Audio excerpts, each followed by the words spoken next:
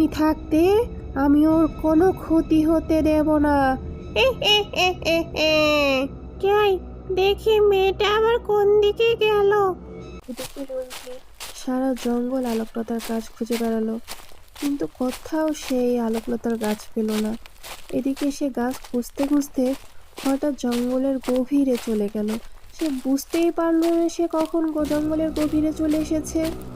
একটু পর যখন সন্ধ্যা নামলো, আমি কোথায় চলে আসলাম? আমি এখন বাড়ি ফিরবো কি করে? আমি বাড়ি ফিরবো কি করে? কান্নাকাটি শুনেই সেখানে তার ডাইনি মা উপস্থিত হইল। রুমকি, তুমি ভয় পেও না। কে আপনি? আমাকে মেরেন না। কে আপনি? আমার কোনো ক্ষতি করেন না। আমি বাড়ি যেতে চাই। আমি বাবা মার কাছে যেতে চাই।